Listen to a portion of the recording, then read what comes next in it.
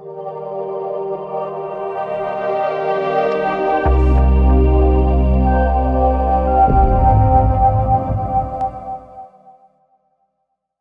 everyone, welcome to episode 18 of SAMA. SAMA is when we invite an expert on board to talk about their area of expertise.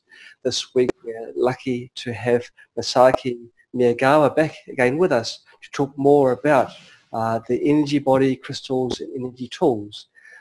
Thank you for accepting our invitation back, Masaki.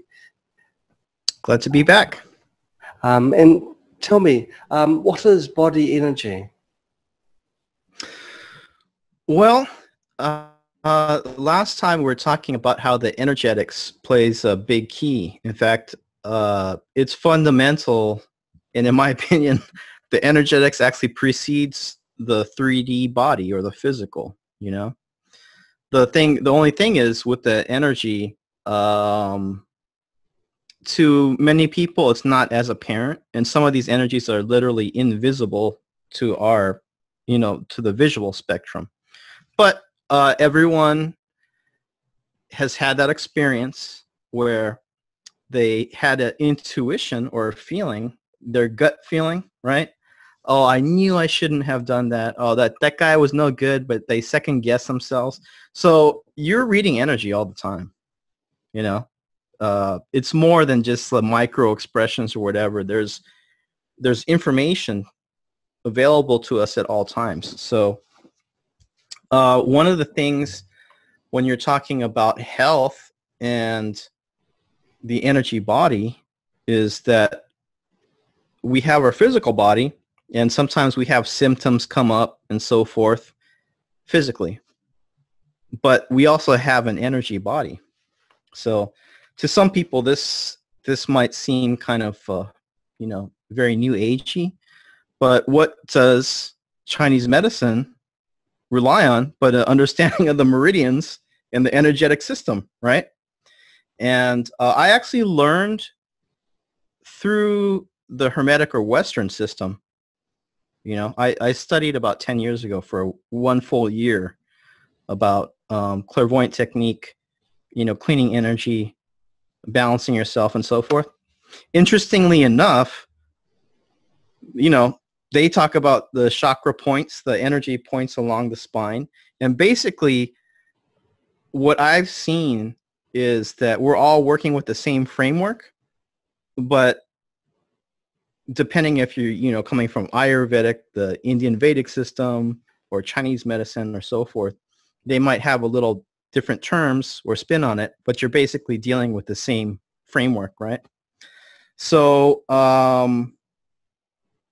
as far as the energy body, we have what you call your so-called aura, right? That's actually an energetic field, and it's a lot of times people will say like, oh, it's an egg-shaped field around your body, right?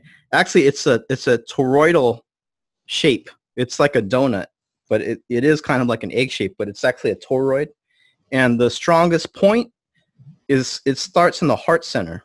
This is very interesting.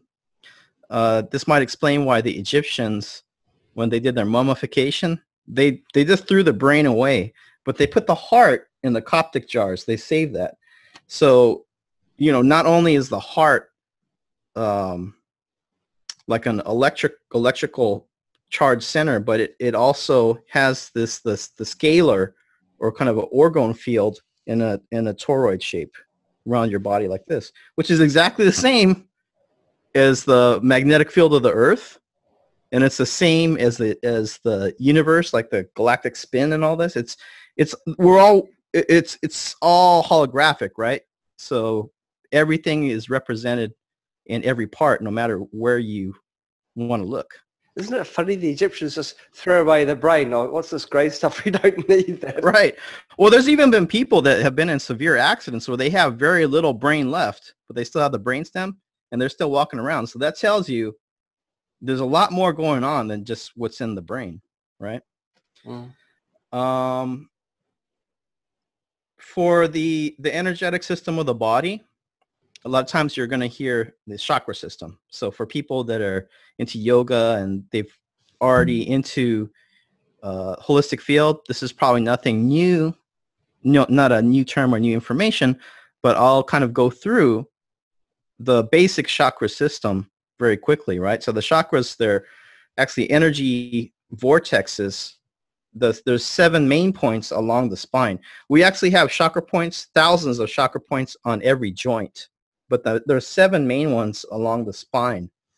So you have your crown, or the top of the head, that's 7th. And interestingly enough, each chakra point is associated with a different color, and it follows the light spectrum. So that might also tell you why they talk about light body, right? It's like a frequency band. So the top is crown, 7th. That's typically associated with your higher so-called spiritual connection, but this is like the higher energies, right? You have the 6th, which is third eye. It's basically right here, and it's projected by the pineal. This is like a vestigial eye. So it's in the esoteric, it's not just connected to seeing, but it's connected to seeing these so-called invisible energies, or the energetic world, the third eye vision, right? The so-called psychic vision. You have and this would be purple. The crown would be white, or some people say ultraviolet. 5th is this right here at the voice box, and it's connected to communication.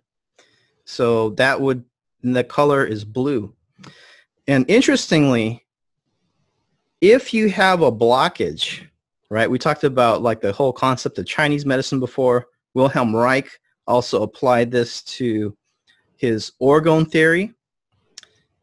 If you have a blockage, as above, so below. So energetically, if you have a blockage somewhere in the body, that will manifest, if you let it run long enough, in some kind of physical manifestation. So people that are, let's say, hands-on healers, or people know about Reiki and so forth, can perceive the energetic level, or if there's blockages in certain parts of the body. Say somebody had a blockage at the throat chakra, right? Well, they may have more throat conditions or have difficulty speaking more than another person, because there's actually an energetic block there. And just like the spooky remote, right? It takes like 4 times longer, 4+ times longer than contact mode. So it takes a while for that energy to set in. But same thing energetically, you have a point in your body that's off balance. You let that run long enough, that is going to manifest in a disease. Now, it's not a problem. We can clean it out. But, it's something to consider that, say, mainstream medicine doesn't really talk about. How important is it, Masaki, that people are aware of the different energies that are around us? You were saying before, permissions, how if one does nothing, one can still be in danger and be under the influence of right. And that's your lesson. And that, it's actually very important. The more the time goes forward, we are moving out of the so-called, let's say archetypally, we're moving out of the Piscean age into the Aquarian age of the air sign, which is all about virtual, right? I DJ'd for many years, and say like 15 years ago, I also worked with the record label here in LA. 15 years ago, we were laughing at the people talking about the digital DJing, like, no way, man, that's not legitimate. The real DJs use vinyl. It's physical. It's been here for decades. Well, look at today. Everybody's using, there is still a quality that I love about, touching the records and so forth. But practically, most people, it's easier to carry your crate on a USB stick, right? Right. Or digital DJing and so forth. And that's going to happen with a lot of things. It's going to happen with the money. We see the cryptocurrencies, digital currencies coming in, right? The age of Aquarius is about going to more of a mental realm or an energetic realm. But that also means that just like today, where clashes and problems happen on the 3D level, they are still going to happen but it's going to be on an energetic level, a mental level, you know. So not only do you have to be more aware of energies, but this is the realm of psychic attack. It's the realm of mind war, what they call hybrid war, fourth dimensional warfare, where there's psychic driving through the social media and so forth, you know. So it's like I said before, the level of the game has moved up. So there's great possibilities in a positive way. There's the spooky too, the scalar remote, there's healing, new ways of, you know, of agriculture, healthier people, healthier crops, and so forth. But there's also the other aspect that you're basically moving into a new sphere. And if you're not aware of the rules of the game or the structure that you're moving into, then, you know, you might have some hard lessons. But it's nothing to be afraid of, but basically just understand we're moving into a new environment. I would say that, you know. So I was talking about the fifth chakra, color blue, located at the throat. Below that is the heart center. It's green, color is green. So the heart chakra is connected to kind of your place in the world, how you see yourself in the world, but also the unconditional brotherly connection, brotherly love for, you know, the connection with people.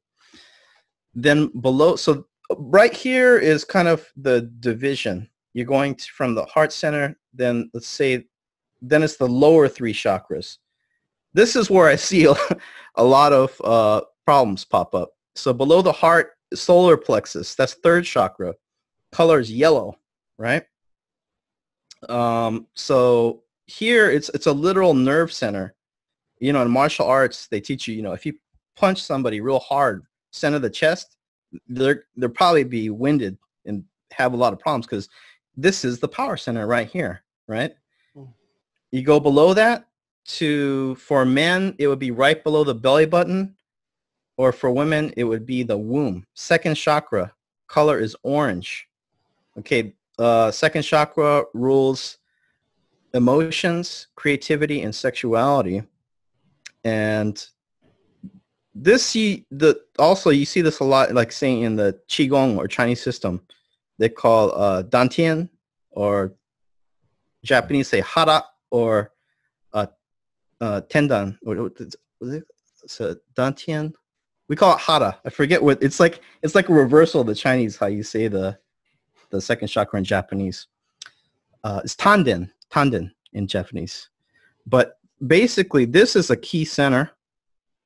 And then you move down, first chakra, root chakra, which is all the basic animal needs, like shelter, food, you know, basic health.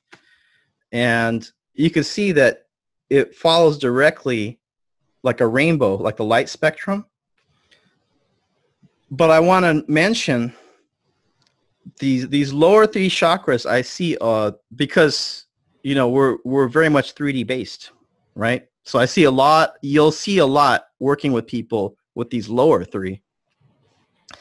And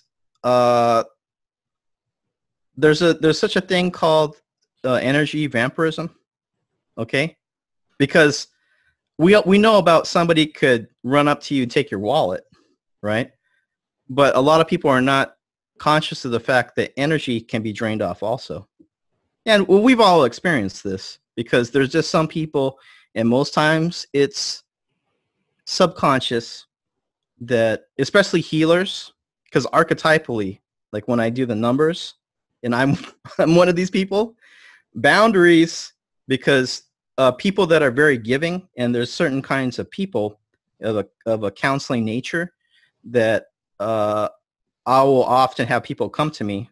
They may not even really know me that closely, but they'll reveal things, they'll try to get things off their shoulder because it's therapeutic for them. Wow. But then you might end up feeling drained, so you always have to maintain a balance. And there's some people that will just do this continually, and this is called energy vampirism, right?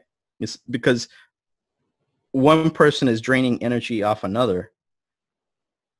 But what you'll also see is what they call courting. Okay, this is where you have two people, and one will, this is an aspect of energy vampirism. They will shoot or connect an energetic cord into the other person. And usually it's going to be the third chakra, power center, and the second chakra, which is the emotional. So this could be your partner, romantic relationship, or at workplace with a boss or coworkers. And basically they're pulling you off balance, right? Emotionally, they'll throw little things verbally at you and try to push you off balance. And it's like this. It's like a marionette, right? So this is why it's important to be conscious of energy, because everything is about permission. And it's also about being balanced. Because the more that you do your self-healing, balance your energy, right, then you're closing off these energetic cracks or holes in your energetic field. So just like the, say, you always felt lesser than, or you had some self-conscious things as a child, right? Then when you get older, then people that know you well enough and they're trying to throw you off balance, they may say something and that's going to kind of trigger you and you're going to feel off balance, right? But the more that you do your self-healing and everything, you're energetically stronger, and people kind of have an animal sense. They kind of test your boundaries, and once they feel like, oh, this guy, he can't really be pushed over, they're going to move on to somebody else, you know? And also, disease goes to your weakest point.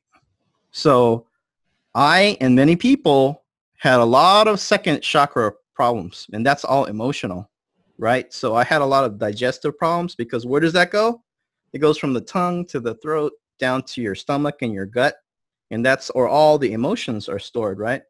So you may also see this with women. They'll have a lot of reproductive problems, like the cancer in the breasts or the ovaries. Well, that's because those areas are also connected to second chakra. And, you know, women are naturally more emotional, and they retain a lot more emotions, positive and negative. So it's all the more important to clean those things out, because the old boyfriend from 15 or 20 years ago or something one of your family members said is still there. And if you don't clean it out, again, simple concept of Chinese medicine or the orgone, it's becoming a block. And after decades, that becomes a physical disease. So it's a simple concept, but again, there's a framework to it. So I think that it would be very beneficial for people to start looking into these things, you know. And you don't have to believe me, but these are modalities that have existed for thousands of years. And like many people, I had my own health challenges. So that kind of forced me into looking deeper into these things, basically to help myself out. And so these are the blockages, the chakra blockages that you were referring to before? Are these? Right. Yeah. Okay. And there's simple ways to, basically you can help yourself out by going from two directions. Physically, using things like a spooky, like clearing your body out, eating better, physical exercise, but then energetically from the other side, cleaning your energy out, you know? And there's three common things that I think everybody should do. One is grounding, and this would be done through visualization, okay? If just like a home electronics would have a little ground on the bottom, right? Keeps it from being overloaded. Our energy body can be ground the same way, and you visualize grounding your energy to the center of the earth. Especially for people that are, and probably a lot of your followers, they may be more I don't know if you want how to explain it. I guess I'll just say psychic channel. They're very intuitive. They actually pull in more energy than the average person. So it's very important for those people to do these grounding exercises because it lets the excess energy drain off, and then they don't get nervous or overloaded. 2 would be running energy or moving the energy through your body. And this would also be done through visualization because, connecting to the thought form, and, we're talking about the radionics and manifestation last time. If you, in your mind's eye, can visualize something happening, it is happening. You are moving the energy. It's simultaneous. So grounding, running energy, which basically, it's like keeping your channels clean, right? If you're visualizing it, and you'll probably see that certain areas are kind of dark, sticky, or they're blocked up. But if you can do these exercises, then you're going to have a clean system. And then the last one would be cleaning your energy, or the so-called chakra cleaning, And the more you do this, it's like riding a bike. It just becomes natural, and it becomes free too because you don't need any tools. It's just you. So those are 3 things that it's not only the basis of good energetic health, but it's also the foundation for manifestation, for you could say clairvoyant technique.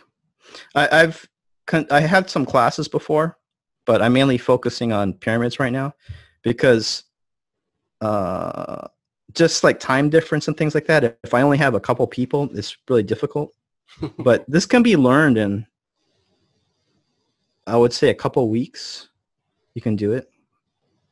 And then it lasts the rest of your life. And, the example, I think I might have given this example last time, but most people, I would hope, they shower or bathe regularly, right? Well, how many people? Once a month, whether I need to or not.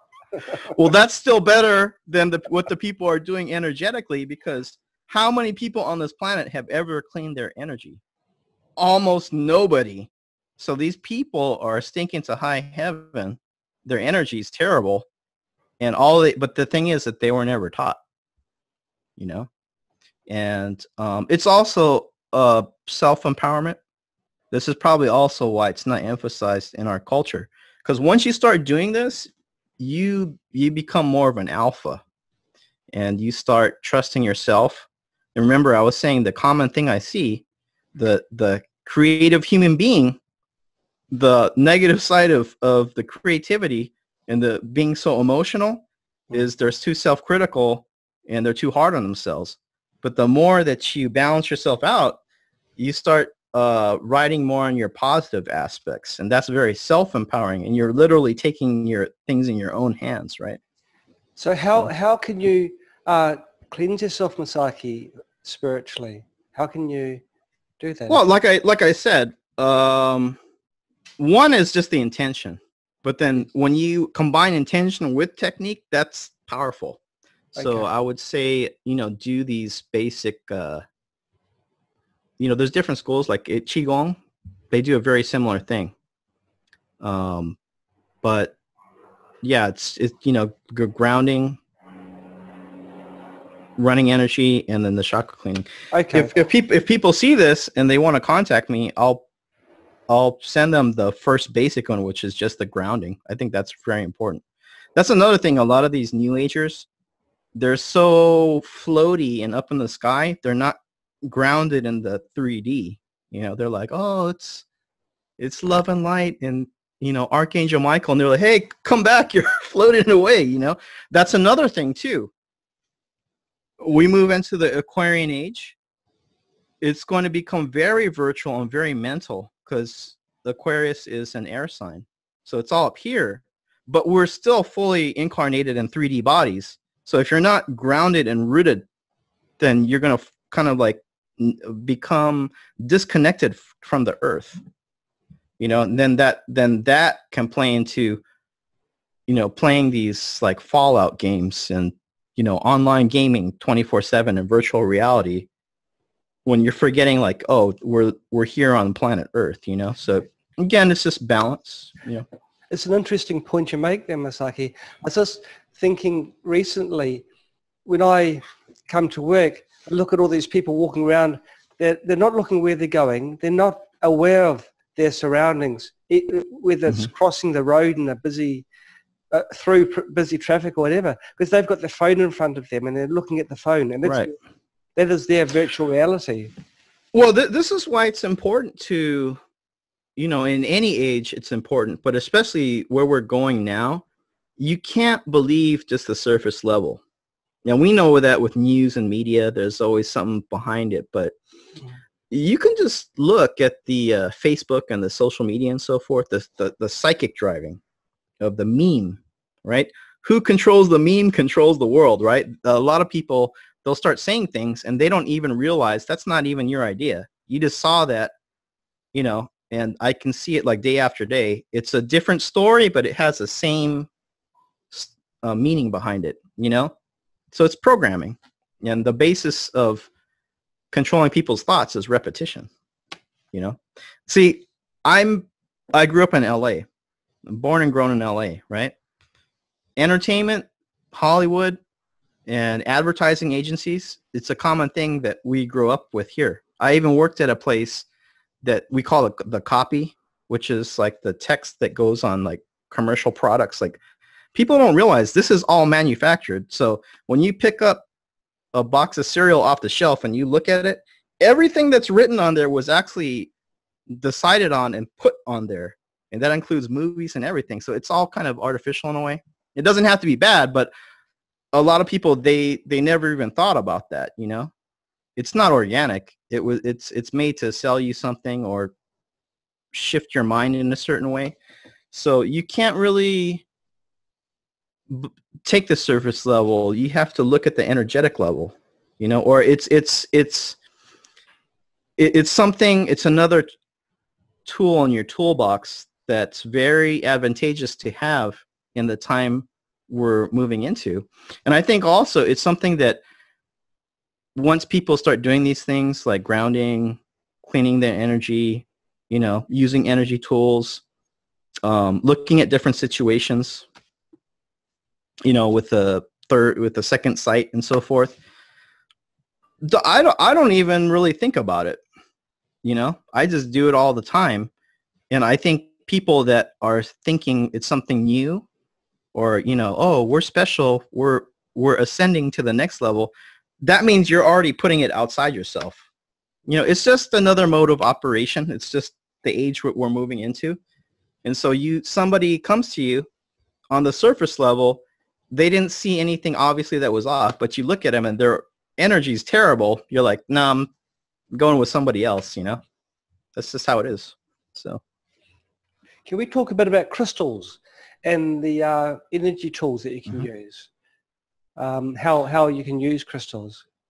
Sure. Well, I use crystals in the orgone pyramids, and that's for a reason, because anybody that deals with stones and crystals, the quartz crystal, it's like the go-to because it has so many uses. So I have a quartz crystal pyramid. I got this one in Brazil. Yeah. This is pretty heavy too. That is one solid crystal. Yes, it's carved. It's one solid piece. Wow. So what are some of the things about quartz? Well, it has a high energy, so if you had like a bag of quartz, even quartz chips, you had a kilo bag and you put it next to your head, you're going to have the same feeling as if you had a strong orgone pyramid there, because it's a very high energetics. That's one. Two, it's programmable. It's like the original solid state chip, so it can retain information. We've even heard stories about the crystal skulls, the ancient crystal skulls. Well, guess what? All quartz is actually ancient. It's just that one has information and one doesn't. So if you had a newly carved crystal skull and you put it next to the so-called ancient one, they say that the information will actually copy over. It will start picking up the information from the other one, you know. So quartz can retain information, and if you wanted to clear it out, oh, this is a Vogel wand. So this, you know, has the way it's cut, the energy comes out in a beam at the tip. But if you wanted to clear it, then, you know, there's things that you can do, like put in the sunlight, or if you do energy healing with your hands, just like you would clear a person, you could just pull the energy off. And I use gold light, the visualization. Gold's like a high energetics. And then with your mind's eye, you just imagine filling this with gold light, and then that's done. There's no more of the old. See, I was talking about the scalar energies. They imprint. They have a quality of imprinting on things. So that's why everything will kind of record who touched it, where it's been, and so forth, because it's that scalar information. So this explains psychometry, where they say that, you know, a psychic touches something and they could tell you where it's been, who held it, and so forth. Well, it's not magic. This is science. It's the scalar wave. It's the orgone that, you know, that's the subtle quantum energy that leaves an imprint on it, you know. So quartz is also an oscillator. It has a very regular vibration, so that it's very harmonizing in that way. So this is also why I use it in, say, the orgone pyramids. But quartz in general, if you wanted to do healing, meditation, and so forth, it's not that expensive, and it's widely available, you know. So yeah. Is bigger better? Like for pyramid size, for example. Yeah, if you scale it up, it's going to be more powerful. Okay. Yeah. And there's other stones. So quartz would be one. Another one would be selenite. I have a selenite sphere here. So this is not that expensive, and it's basically, you could see it's whitish. This kind of has a white light, very cleansing energy, and it's very high energetics. And yeah, you can find these easily. Usually they'll be in sticks, you know. So if you want to wand yourself, that really clears energy off. And they have like a tower, kind of a cylindrical tower you can put on your bedstand. High energetic selenite. And another one is a black tourmaline. And black tourmaline, oh, I should mention, it's always good to, you know, that whole idea of balancing. It's always good to pair certain stones. So like selenite is such a high, kind of like that white light energetics. I would pair it with a piece of black tourmaline that keeps you grounded, right? High energetics and the grounding. But black tourmaline, it's a natural heat sink. So it has a property of turning energy into heat. But this also includes so-called psychic energy. So people that are, you know, if you're in a work environment or around people that are very negative, the black tourmaline is very good. Also, people that are very intuitive or sensitive to energies, black tourmaline, very good. Because some people, they naturally just pull in more information energetically, or it's always coming in 24/7. They can get overloaded. So I was saying before, you can do grounding exercises to drain that energy off, but also the black tourmaline is a black stone. If you look it up scientifically, they'll tell you it's a heat sink. But what they don't tell you is it also transmutes these subtle energies. So having a black tourmaline pendant or so forth is very good. And in esoteric, or say crystals and stones, color tells you a lot, because color is a frequency. So if you want to do something associated with a chakra point, you know, like, you know, the vision, you know, communication, blue, these are actually frequency bands. So different stones it doesn't matter what the stone is, because you'll have many blue stones, you'll have many green stones. These are actually associated with different energies energetically. But black tourmaline being black, black is always protection, and it's also grounding. The dark colors is grounding. So there's many, I would say black tourmaline is the king of protection stones, because you can use it over and over, and it just will just keep shielding. It's a shielding stone. So there's other stones such as like obsidian, which is basically black glass. It has a property that kind of bounces energy off, but the black tourmaline is like a black hole. It just sucks things in and drains it off, turns into heat. There's also other stones like, say, malachite, which is a green stone. It's not black, it's green, but that will absorb energy, like negative energy, but at a certain point you'll have to get rid of it, because it's like it's just soaking it up and holding it, so it does not hitting your body. You know, so a lot of malachite is a popular stone that's been used in jewelry and so forth. It's green, and so negative energy, that stone will suck up that energy or shield it from hitting you, you know. But black tourmaline, not that expensive. You can find it on eBay or maybe a local holistic shop. So those are 3 stones that, you know, I would look into. Quartz, also the selenite. It's kind of like that high white light energetics, and then the black tourmaline. It's like a protection stone, grounding stone. Shungite absorbs radiation. Do we have to remove the radiation from that stone as well? Okay, so shungite is a black carbon-based stone. There's only one deposit in the world, which is on the western edge of Russia. I think it's next to maybe like Norway. It's at the far tip of western tip of Russia. Shungite has a very high, it's very interesting because it's a black stone, but it's, oh, I think I showed this last time. This isn't a shungite stone, but I use shungite powder to make this black pigmentation, right?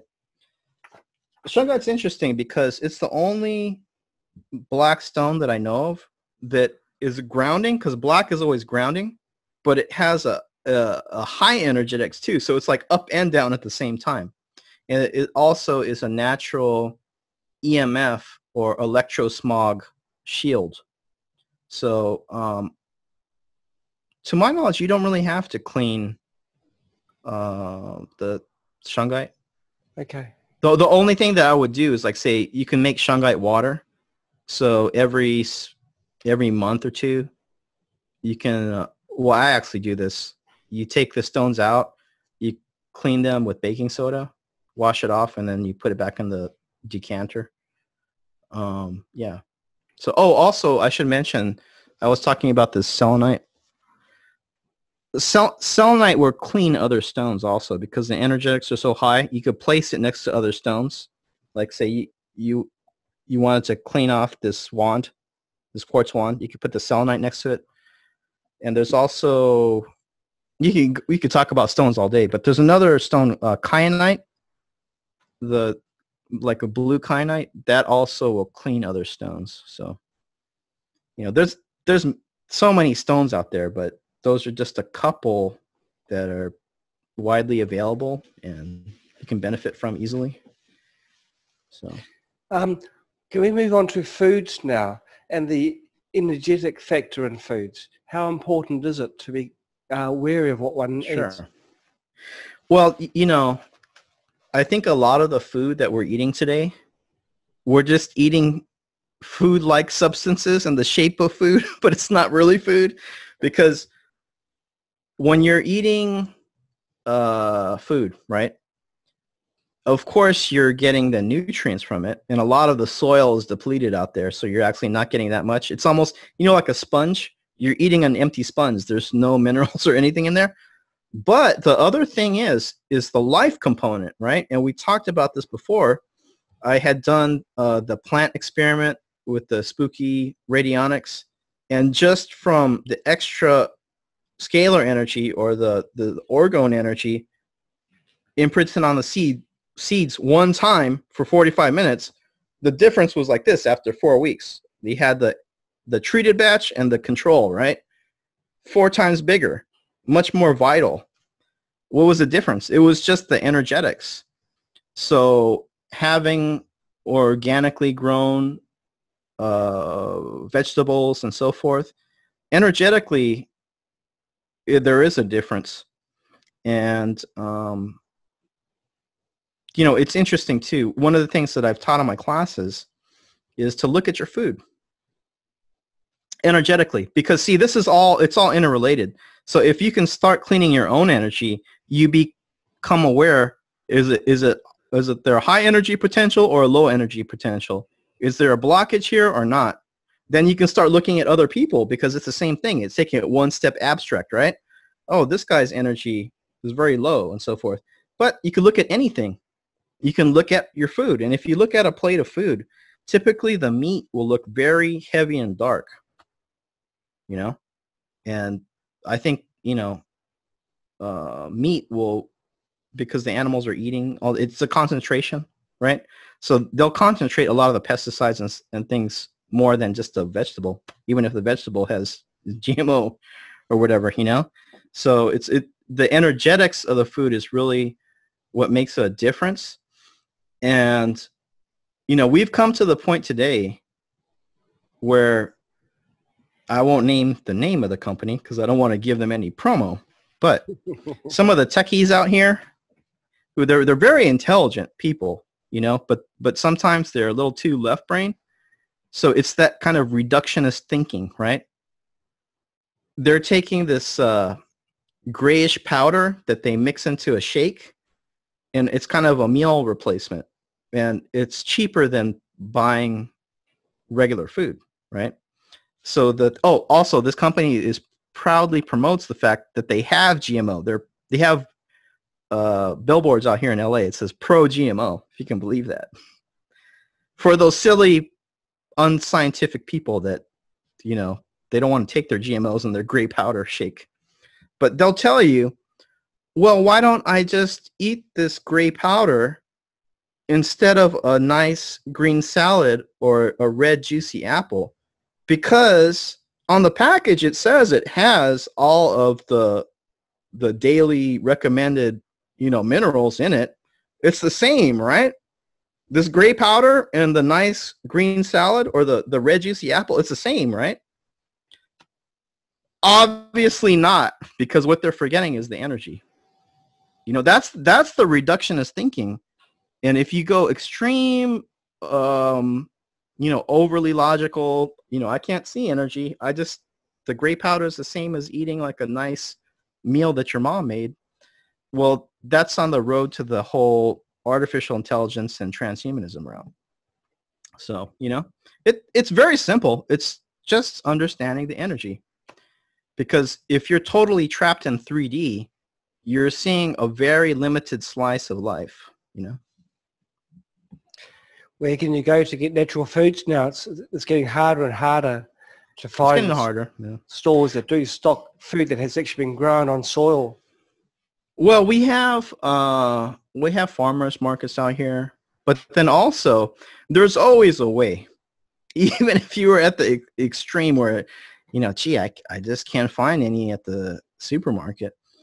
There's things you can do, like sprouting. You can get seeds, sprout them, and you know the sprouted seed has more energy than just eating the dry seed itself. So you can sprout seeds. You can do the wheatgrass, which is basically the same thing.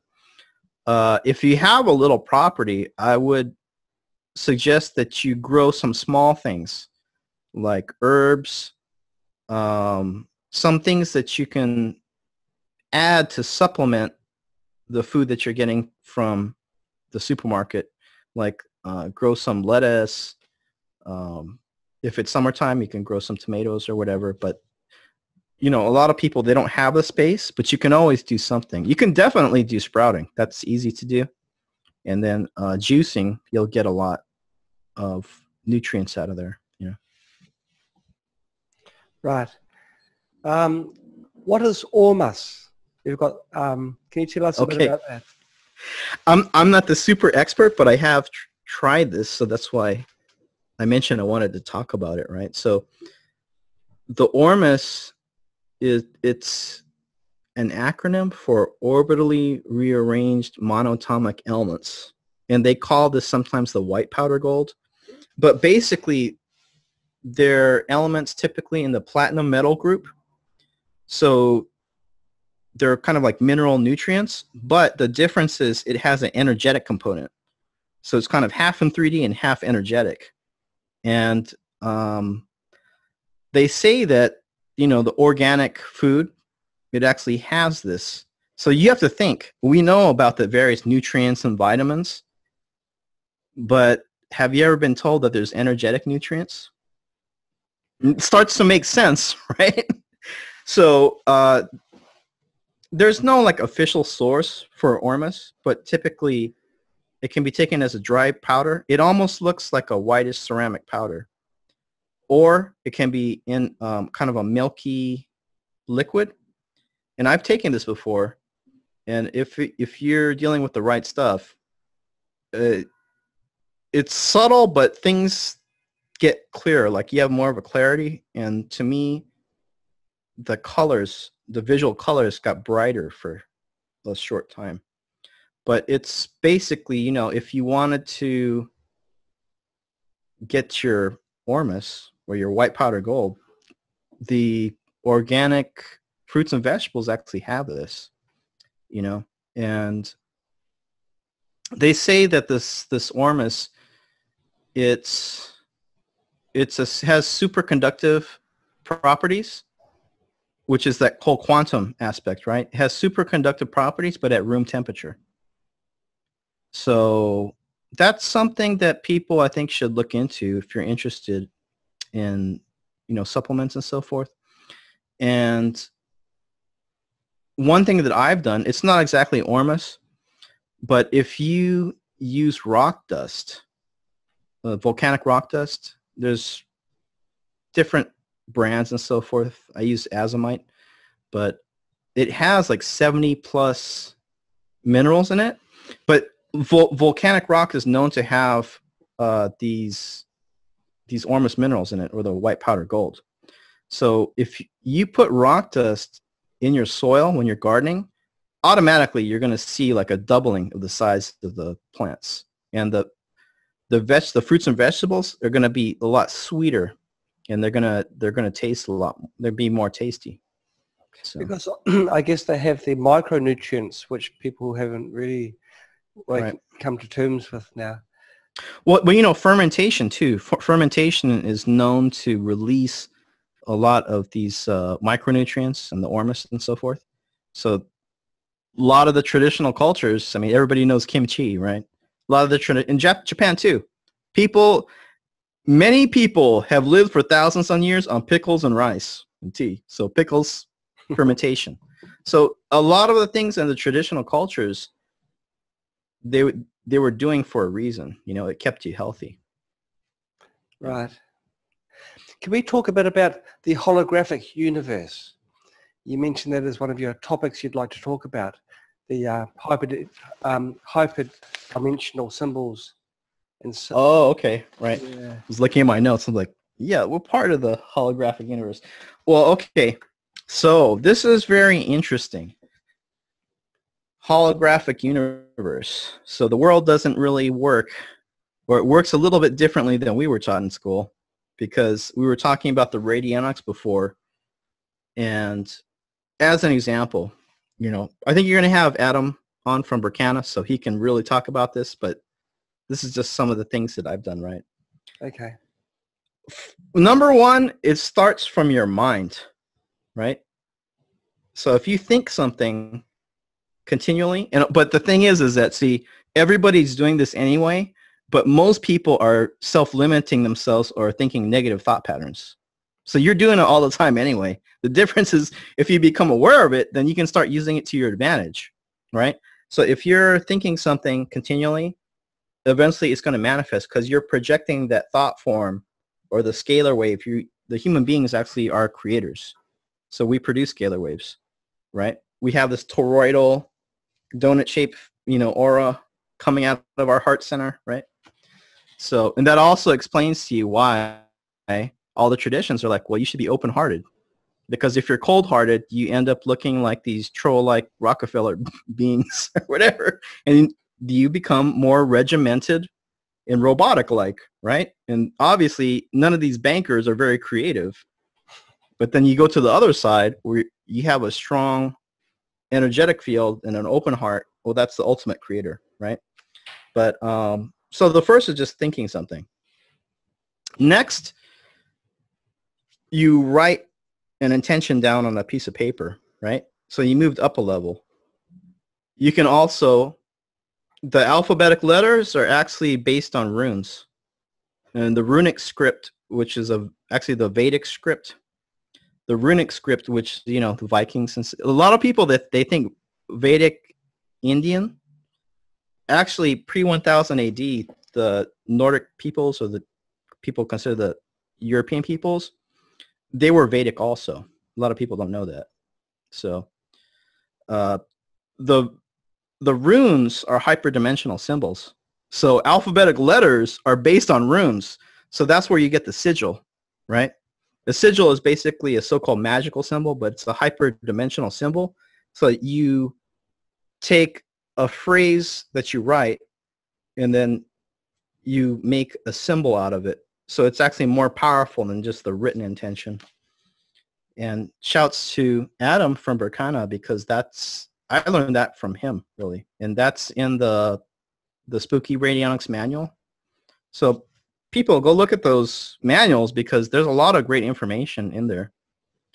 And so yes, so you first thinking, then you can write an intention, then you can make a archetypal symbol, right? Because the universe speaks in symbols. It doesn't usually speak directly like in a spoken language. It's all symbology and archetypes. So if you make a hyperdimensional symbol, an archetypal symbol out of the phrase you wrote, it's more powerful than just the written phrase, right? Then the next level would be, say, if you used a copper tracing or something like that. A lot of the Ayurveda and the Indian system, you'll see these sacred geometrical copper tracings, right? And then the next level after that is maybe you start getting into like a radionics type machine. Could be even a paper machine. And then you move up and it's like has dials, but you look at the back and there's no electrical connection. This is why a lot of these radionics machines were shut down like 50-something years ago, because they looked at the back and they say, well, how does this thing even work? It's not even connected. Well, you know how it works? Because it's not the machine, it's your mind. It's training the mind. It's tuning the thought form, right? And then, yes, so up to this point, I'm just talking about things coming from here, right? But then you can also start using like a witness with a DNA sample, the photograph that has a holographic imprint of the person. And then when you use scalar coils and an electrical input, now you've really boosted up. So it's like levels of leverage, right? But yeah, going back to the sigils and these sacred geometrical patterns. So yeah, I was talking about, sigils, hyperdimensional symbols, holographic universe. Going back to this pyramid frame, this doesn't even have anything in it, right? But it's using a certain ratio, right? Golden ratio. This is a Giza style. And you're connecting not just physical points, but energetically points. And there's been people that say have done studies just drawing. Now, leave this to the experts, because see, when you start dealing with sigils and so forth, you better know what you're doing. Because it's one thing if you write a phrase and you create your own sigil, but a lot of these things have been used by different groups through time. And if you use a sigil that somebody else created, you're continuing the intention of that other person.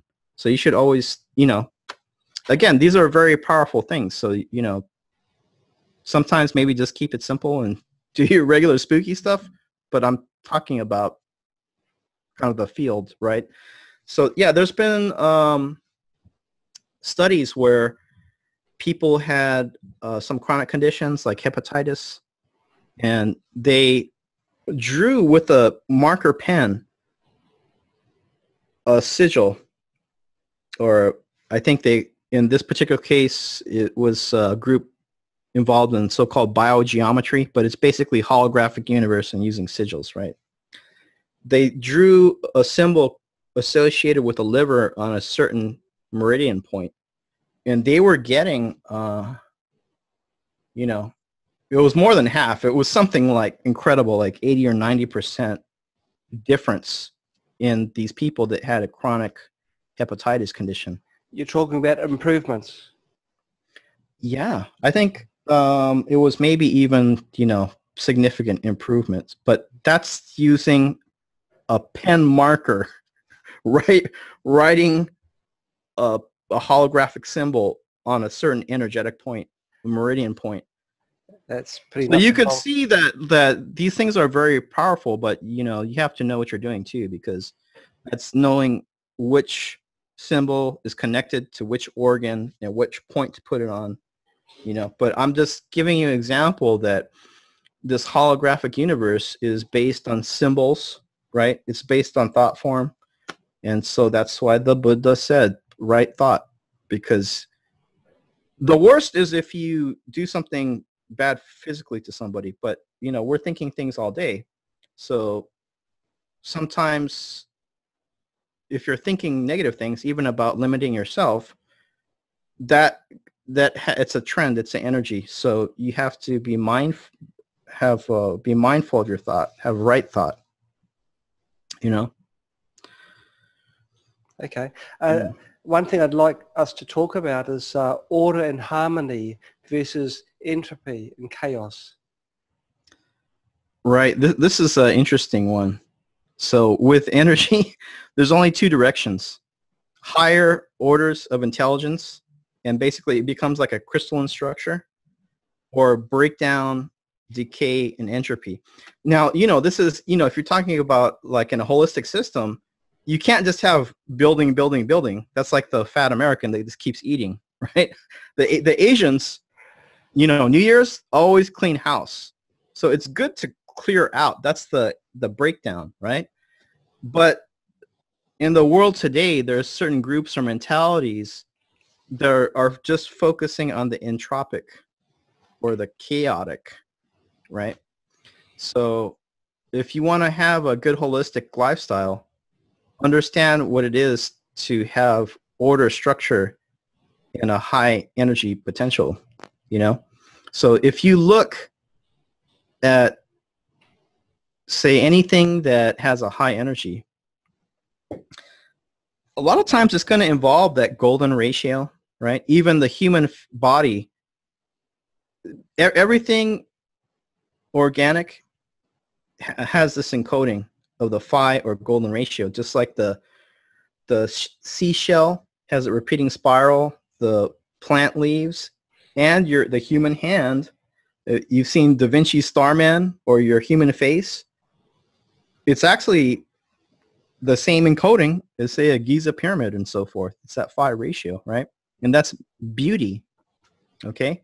So another thing is, I'm talking culturally, right? Everything can have an impression on you, just like these scalar energies imprint. So if you surround yourself with beautiful things, you listen to beautiful music, if you look at fine art pieces, it is actually not just nice, but you are raising your frequency and raising your consciousness, right? And you can see it's a trend today of a degradation or a very cynical look at the human being. So you're seeing a lot of distortion or ugliness, right? And I think we should have balance. We shouldn't all focus on just one thing, but it's, to me, there's a push to push ugliness in the culture, disharmony and chaos, right? So these are ways that I think people maybe have not thought about energy, right? Harmony doesn't make good news. Disharmony does. That's part of the reason why. And of course, you know, news is all, you know, all about viewer numbers. You know, they want to get the number of viewers up, so let's send them some bad news. That's what they want to hear. Let's give it to them. Yeah, so, you know, all of these subjects are connected. And I would say, you know, just in using the Spooky 2 system, you can do things like meditation, which I don't know if a lot of people have thought about that, but it's available. The sets are in there, right? So after you've done your terrain protocol and you've run different things, you might want to try some things like chakra tones or gold. There's some sets for gold in there, very high frequency. So these are some of the things that people may want to try. You can just, you know, quietly sit or even take a nap and run the frequencies maybe on the remote. But you can also do it with meditation, and I'll tell you, you will get a boost doing that. Right. Just before we end up this SEMA talk, I've got 2 questions coming. They're quite long questions, but just give me your take on them, please, Masaki. This viewer has asked, throughout history, there have been authoritative reports of demonic possessions. The Bible has many instances of Jesus Christ casting out demons. Today, knowledgeable researchers believe that so-called demons are advanced interdimensional negative energy beings that can take over a human mind in order to create the negativity they need to feed on.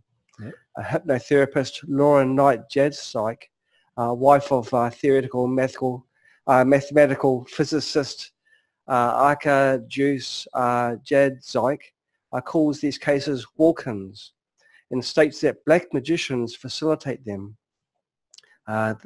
He goes on, to my consternation, an internationally respected healer and exorcist recently removed what he called a black network of demonic entities from me, the person, and all my health problems disappeared.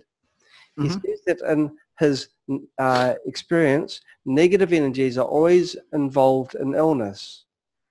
I have personal knowledge of a number of other light workers being attacked in this way. Can you speak to this hidden or occult side of energy? And can you suggest ways to deal with it? Well, like I said, right, we're moving into a time where it's not going to be always apparent to the naked eye. But I would tell you also, it all boils down to free will. So, yeah, there are a lot of energies and intelligences out there. You might even call them, you know, you can call a spirit maybe a consciousness or influence that's not in the body. But this is our space. This is the human world right here. So we have say what happens here.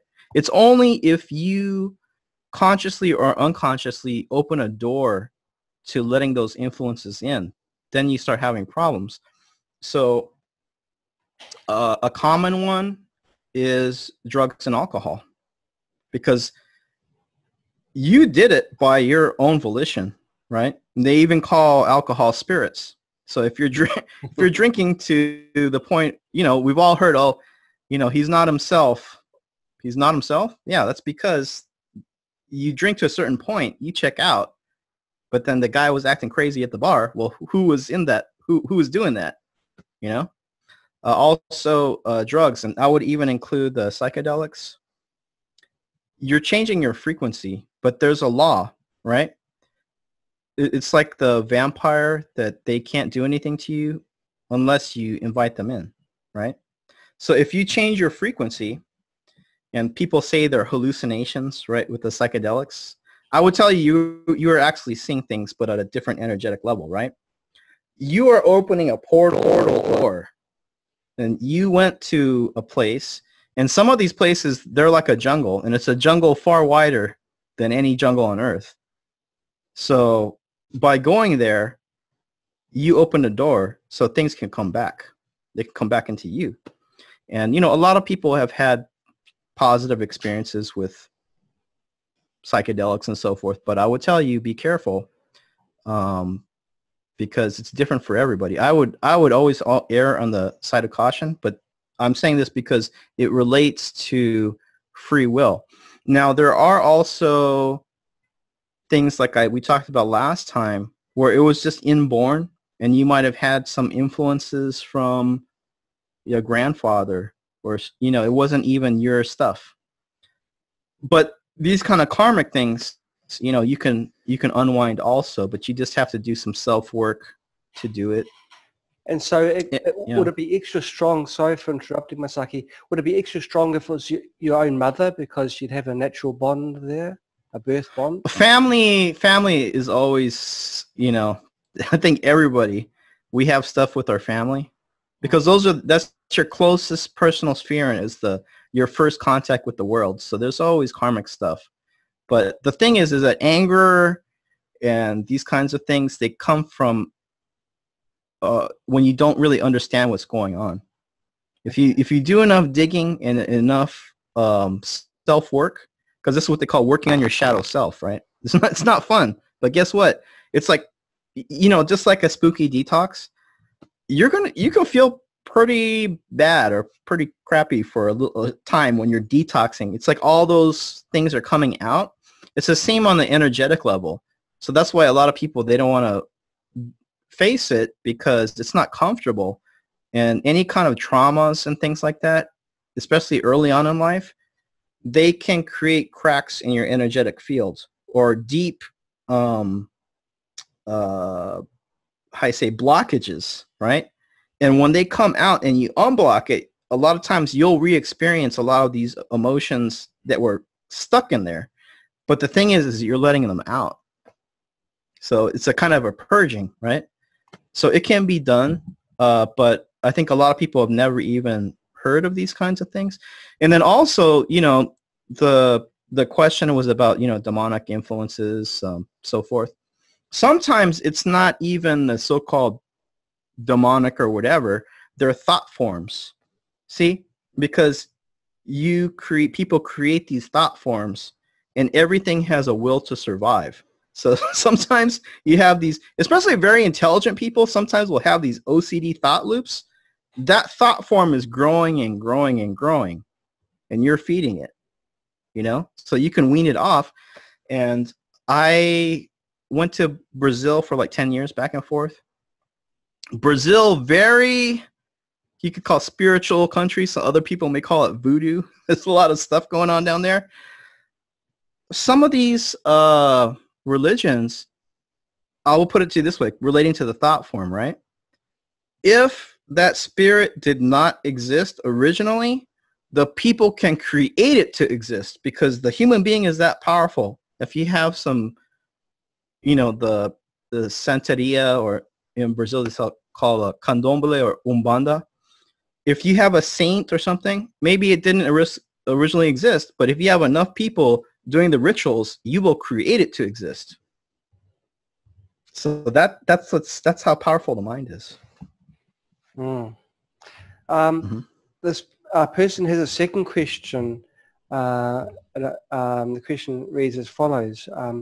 Many of my healer friends report seeing the numbers 11, code on 11, almost everywhere they look or go, on clocks, till receipts, license plates, etc. Numerologists and other aware light workers state that this is the universe whispering in our ears that we're on the right track, and that it signifies that our twin flame, which is Plato's idea of the divided soul, is very close to manifesting in our lives. This person says, I've been seeing 11, code on 11 myself a lot recently, and I had a pretty mind-boggling experience with it a couple of days ago. This would seem to make sense because ascension to fifth density surely requires an undivided soul. As a numerologist and energy worker, what do you believe is happening here? Well, it's kind of a synchronicity. I think there's not just one meaning, because it could mean different things to different people. But I would say that because I think a lot of people have this happen. But if you're having it happen often, you might want to think about what you were thinking or doing right before you saw the number. Okay. You know? Yeah. But you know, one thing I can tell you is that, especially for people going through healing, when that involves a lot of people with spooky in the spooky form.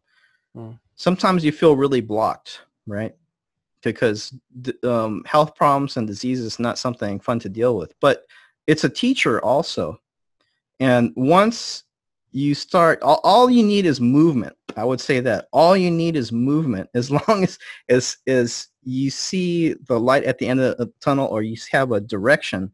And the more that you get in a positive mind state and start raising your energy, one way that you know that you're on the right track is synchronicities start to happen, you know? And sometimes people try to overplan things. I think it's good to have a plan, but then you need a little space or a little play to let the unexpected things happen, and that's when the magic happens. You know? Thank you very much for your time, Masaki. Everyone, you've been listening to Masaki Miyagawa. He's from akaida.com. That's akaida.com. On his website, he does sell some items which he hand makes, and so he's put his heart into every product that he's got on there. Masaki, thank you so much for your time on our Sama Talk.